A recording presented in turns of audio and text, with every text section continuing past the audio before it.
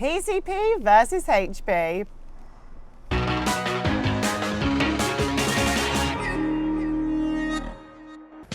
Two cars, two very different ways to pay for them.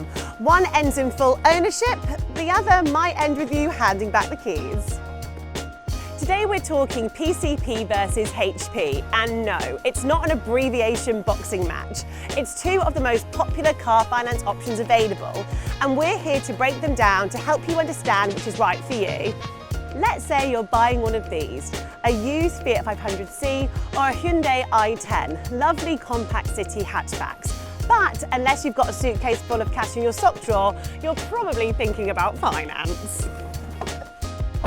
That's where PCP and HP come in, but what's the difference? Which one's cheaper? And what actually makes sense for your specific circumstances? Let's use the Fiat 500c to represent HP. With hire purchase, you're buying the whole car bit by bit in equal monthly payments.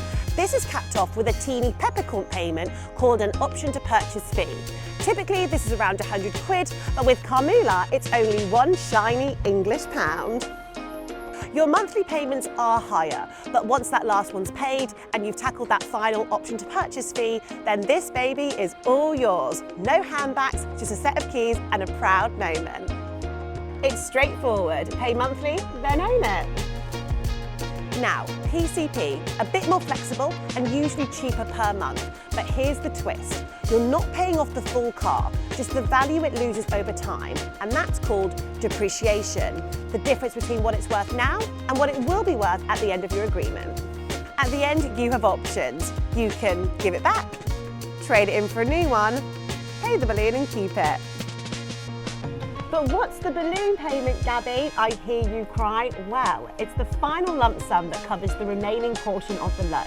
It's based on the final estimated value of the vehicle at the end of the term, and it can be quite hefty, depending on loan length, monthly repayments, and estimated value of the vehicle. This final balloon payment can be a few grand, so it's no small change, but PCP gives you options. Let's break it down. PCP. Lower monthly payments. There's an option to return the car at the end. Balloon payment if you want to keep it. And it's good if you like upgrading. HP. Higher payments, but you'll own it at the end. There's no balloon payment. And it's good if you want to keep your car for the long haul. Think of PCP like leasing with a few options at the end, giving you ultimate flexibility. HP is more like a mortgage. Pay it off and it's yours.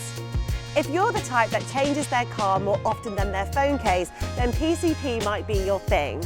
Lower payments, more flexibility, easy upgrade. With PCP, you're essentially paying to use the whole car for a few years, not buying it outright. And that's why it's popular with people who like to switch things up every few years. Plus, with lower monthly payments, you could potentially go for a higher spec model than you might afford in HP. But if you want to keep your car for the long haul and avoid a big payment at the end, HP gives you full ownership, plain and simple. It's ideal if you know you'll keep the car for years and want to avoid mileage restrictions or charges for wear and tear.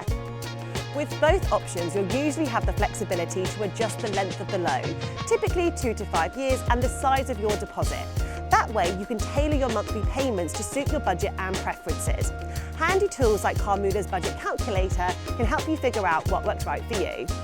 With PCP, if you go over your mileage limit, you'll get charged. Keep it clean and well serviced too, or you might get a surprise bill. Both PCP and HP require a credit check. And missing payments? Bad news, the car can be repossessed.